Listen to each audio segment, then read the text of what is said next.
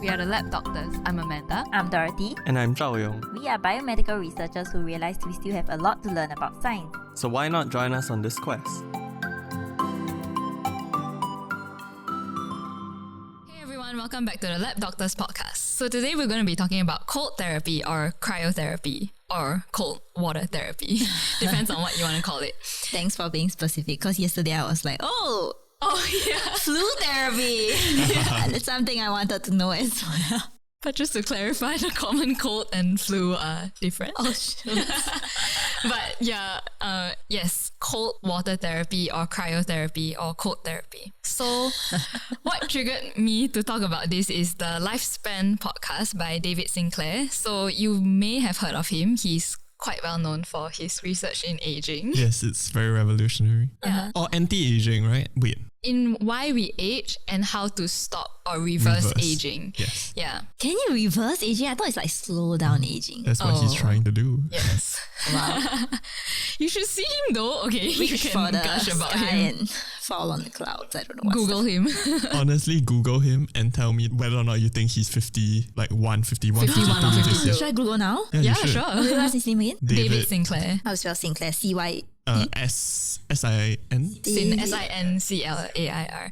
Okay, so while you're Googling, I'll just go on. If you're interested, I'll link the episode where he talks about cold therapy, among other things like exercise and heat therapy.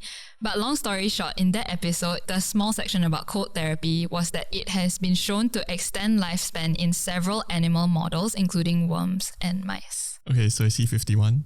No, he's 52. Oh, he's 52. He's 52 and he looks...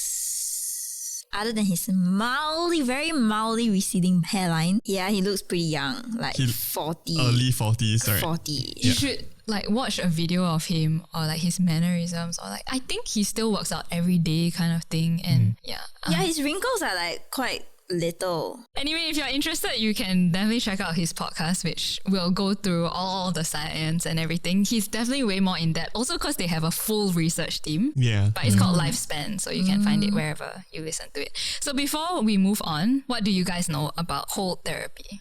I don't know anything. I wanted to ask you, does it mean so in the animal models, do they throw the mice in liquid nitrogen? Probably an ice bath, I think. Just ice bath. Okay, I was thinking cryotherapy, which is quite cold, right? Yeah. Cryotherapy, minus what? Huh? Okay, yeah. So Okay, basically, I don't know lah. Yeah. No, I've only ever seen, athletes, they jump into an ice bath after a match or something because it helps with recovery or training. Yeah. They do it. I just remember the cryo tanks, which is when it open, there's just a lot of Mist. coming out.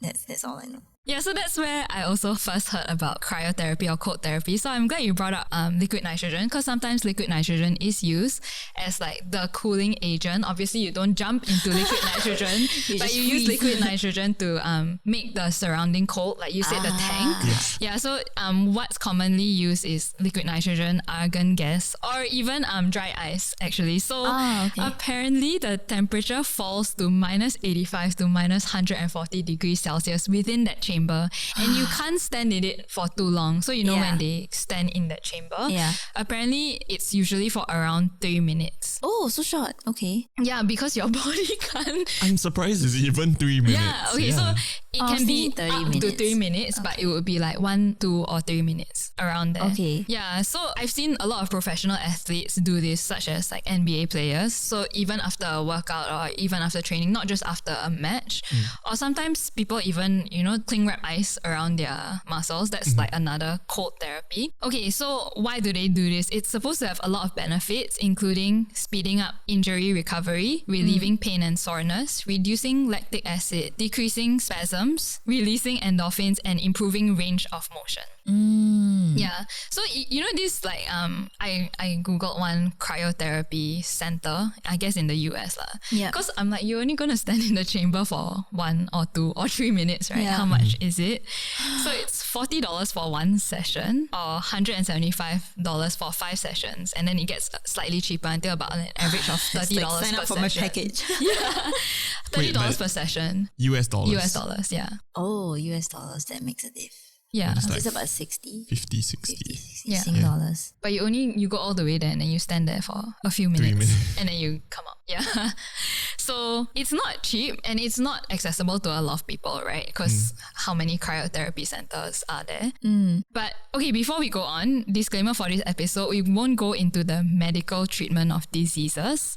But I still think it's important to point out that cryotherapy may actually be used to treat things like skin conditions and some cancers, including prostate, cervical, and liver cancer.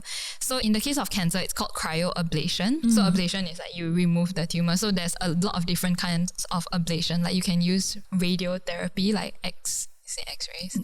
X-ray or gamma ray? I think gamma ray. It doesn't matter. It's just the high energy wave.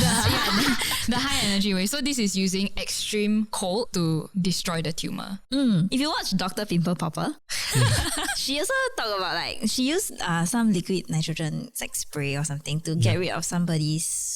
What? It's like mole, but it's like not moles. It's like huge growths of black color thing. I can't remember what the name is I called. think it's what? Like, I don't think it's what. It's like a lot, and she used that to like it's kind of cool.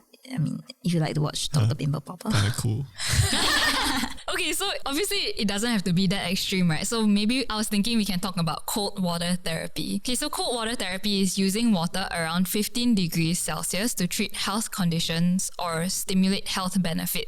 So this can be ice baths, like you mentioned, where athletes jump into the ice bath. I can do this at home. Outdoor swims or cold water immersion therapy. So that's where it's at a center. Okay. Okay, so my first question, how cold do you think the pools in our region are? How cold in our region? Because this is 15 degrees Celsius, right? So Yeah, I just went swimming a few days ago. The sun was so bright, but the water was so cold. I think about 20, and I was kind of like freezing already. Probably 20. okay, so the answer is I couldn't find because Google sucks. No, okay, but from what I Googled, the water temperature in our region ranges from 26 to 30 degrees Celsius. And most swimming pools, like public swimming pools, are around 26 to 28. And then competitive swimming pools are slightly colder. But it's because You will sweat in it? Yeah, indoors. yeah, I don't know, like I think it's for the athletes. Like you want to be improving your swimming function so like they lower the temperature for you? As in competitive No, I think training 'cause pools or pools for competition. Yeah, pools for competition. I don't know. I from what I understood, it's like because they are so intense, they generate heat very fast, so they cannot that's what be I like thought. the normal public swimming pool. It's about 2 degrees less. We're talking about okay. Celsius here, okay? Okay.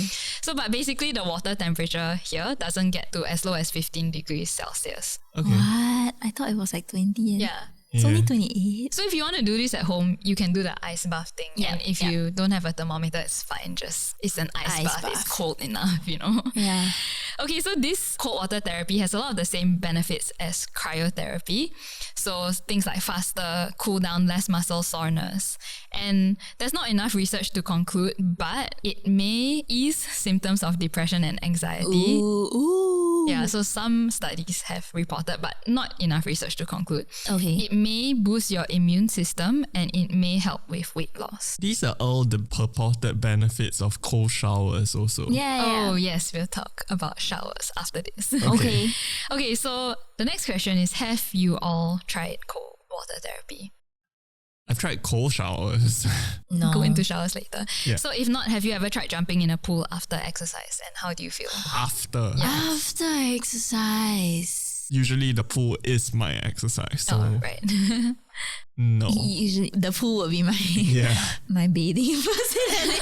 You just jump in when you're all which is kind of inconsiderate, but no, okay. I take but you would shower before I take jumping a quick in. shower like by the pool and then you jump in. Yeah, that's fine. That's chlorine. It's fine.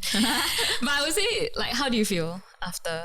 Do you remember? Probably quite shook, right? Yeah. Like feel good. Yeah. Yeah. 10 out of 10 would recommend if you have access. So I used to run, and then if there was a pool, I would like jump in after.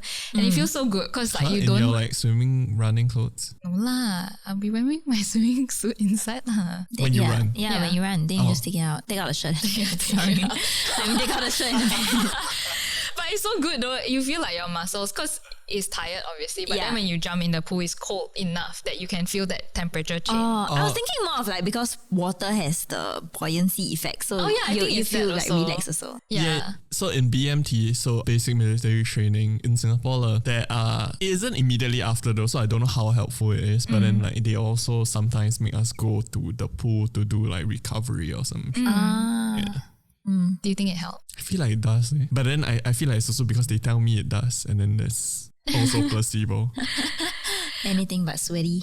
Okay, so one of the things I want to talk about is less muscle soreness. So here, I'll go a bit into the biology of it. So basically, when you jump in cold water, it causes the blood vessels to constrict, which we talked about in the swimming pool episode. Yeah. Yes. Throwback all the way. Which is why you pee in pools. Yeah. TLDR, I guess. Haha. Yes, Okay. please listen to that episode if you forgot why you pee in pools.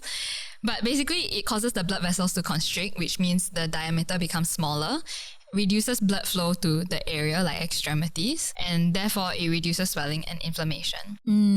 So this is actually a cardiovascular effect. Yep. Right? So cardiovascular being your heart and your circulation system. Yeah. So before you go out and like do ice baths or like jump into freezing cold water, there's a few safety tips that I feel like we should mention. So you should definitely talk to your doctor. You should definitely talk to your doctor because cold water immersion affects things like your blood pressure and your heart rate and circulation. So it can cause cardiac stress if you don't do it properly. And you should have an observer, someone to monitor your condition. And you should keep the immersion short. So a few minutes is all you need to get all these benefits. So like for cryotherapy, that was 3 minutes, right? But for things like ice baths or just jumping in cold water, maximum 15 minutes apparently. And be sure to warm up when you get out because your body temperature may continue dropping even if you are out of the water. So it increases your risk of hypothermia. So some people will wear like gloves and socks. So to keep like When you jump into the pool. No, after that. yeah. Jump in and then stick. I'm just thinking, so like let's say if someone already has high blood pressure or low blood pressure or something, right? Some cardiovascular disease, right? Should they do this? Or they can, but like with caution. Yes, you can, but with caution because it does improve circulation. That's the thing. Okay. But you don't want to cause too much cardiac stress to your body as well. Okay. Okay, so let's move down the line to something more accessible, showers. Yay! So do you take No. cold or hot showers? Hot showers all the time, man. No, so I was reading up on cold showers. Then I did that for a month. It sucked. So I went back to hot shower.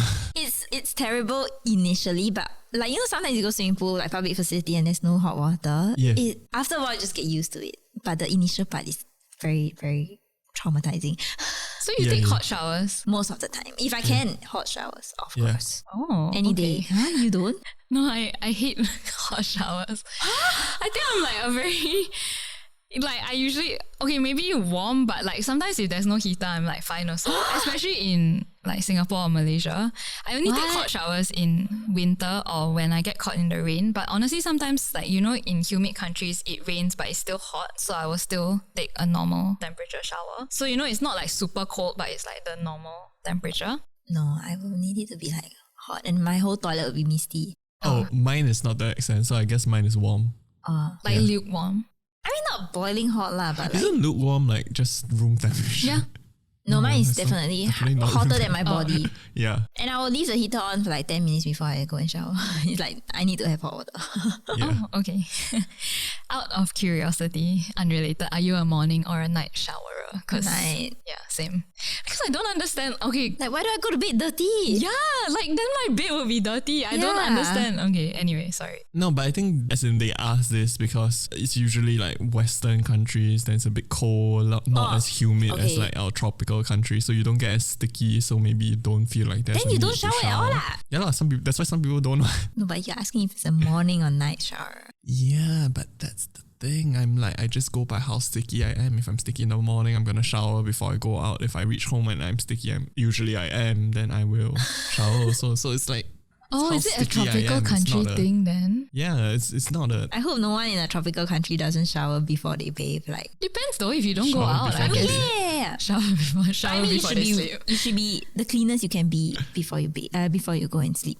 or go out. I don't understand people. Wait, huh? Go out? You have to be the cleanest when you're going out. Yeah, like when you're meeting someone, you know.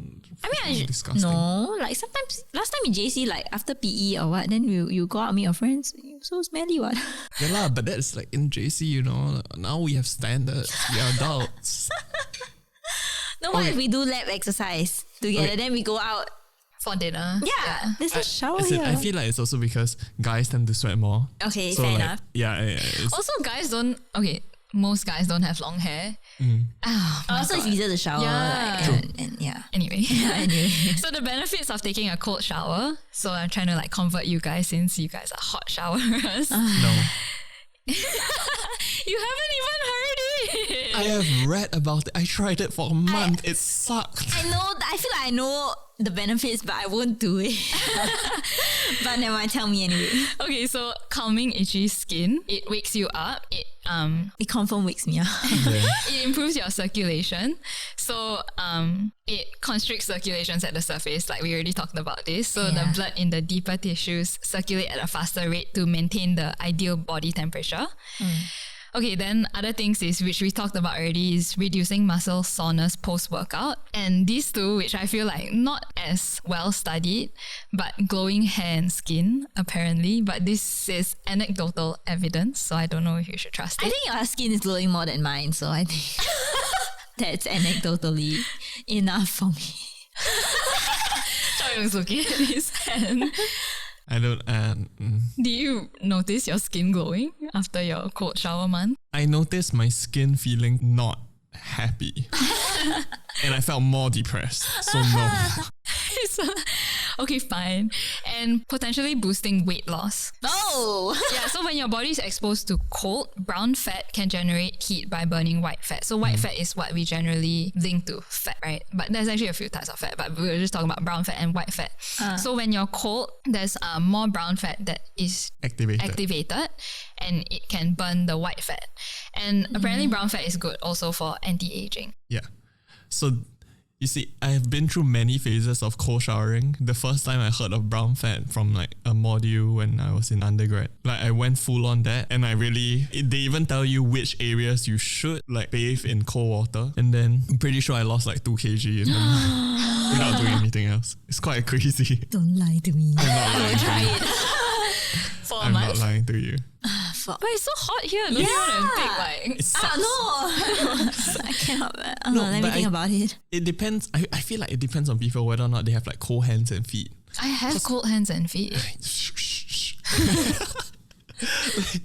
The reason why I do warm showers is because I want to make my hands and feet warm because they're just cold all the time and it sucks. Do you shower right when you reach home? Yeah. Because that's what I do. And usually I'm like super sticky and hot after traveling like on public transport and all that shit. So I'm like, yes, I want a cold shower because it's so hot. The only time I ever do cold showers is after exercise. No, after exercise. I lower the temperature a bit, but it's still generally hotter. Okay, fine. I kind of expected this. So hot showers have benefits too. Yes! As do certain types of heat therapy. So if you listen to that episode by David Sinclair, you can listen to how heat therapy can also help with aging. But for hot showers, some benefits include provide relief from cold or respiratory symptoms. So here it's the common cold or like flu because of the steam and the heat. Then it helps with blemishes. So, you know, if you've ever gone for a facial, sometimes they use steam to open up the pores on your skin. Yeah. So a hot shower will have that same effect. And it's also good for muscle relaxation. So I guess the question at the end is, which is better, hot or cold shower? We should have a debate. I mean, for me, I'm like, when I did the cold shower recently, it just sucked. Wait, why do you do it recently? Like it just came up in my feed again, my algorithm again, and then I just like, oh yeah, all of this sound really nice, and then I remembered the whole like, oh yeah, I did the brown fat and I lost like 2 kg, and then I was just like, oh yeah, let's just try it again. Like, why did I ever stop? You know, it was so great, And then and I felt depressed after that. And I feel a lot happier. So you tell me. it's a trade-off. Everything's a trade-off. It's what do you want, you know? Yeah. So, but basically, in the Healthline article, since we're not going to have a debate because we don't want you to be sitting here listening to us for another hour, there's this technique that Dr. Sebastian Kneip developed. So Kneip is Kneipp. Basically, the best approach is to do the contrast shower. So alternate between cold and hot. I was just thinking about that. Will it shock my body? Oh, yes, it's apparently very good. So basically, you get water as cold as possible and stand in it for 1 minute. And then when the minute is up, you change the water to as hot as you can handle for an additional minute. So you alternate between 1 minute of cold and hot for 3 to 5 cycles. And this doctor, he said the benefits come from cold water constricting the blood vessels, which we've already talked about. So this means that most of your blood goes to the middle or the core of your body. And then the hot water will open up the blood vessels and all the blood comes rushing out. So this can pump blood completely through the muscles and organs. And it's great for helping with regeneration and detoxification, and also obviously improves your circulation. So I don't know if anyone's going to try that. It's like when I shower, my priority is like I need to shampoo myself, blah, blah, blah. And then now you'll be like, okay, 1 minute, I need to turn the thing. 1 minute, I need to Yeah, I need to put a timer in the toilet. halfway shampooing, I'm like, oh, it's 1 minute, turn the thing. Yeah, I mean, but you know, just info for anyone out there who wants to try it. And if you try it, please let us know. So yeah, that comes to the end. Yeah, so I guess I can try the contrast shower. Will you? Yeah, just try it. I don't know. I just think whether it will spoil my heater. Good point. If my heater spoils, I'll charge it to Amanda. And as usual, Charge it to the, the article. And as usual, subscribe to our YouTube channel and you can follow us on Spotify. Please give us a rating. Again, I don't know how many ratings before it becomes public. Rate us however you want. 5 stars preferably. And You can also follow us on our social media, Instagram, Twitter or Facebook. Share with your friends as well and feel free to DM us any questions. Alternatively, you can email us at thelabdoctors@gmail.com. We'll link all the articles and episodes, podcast episodes that we talked about in the episode description. Thank you. Bye.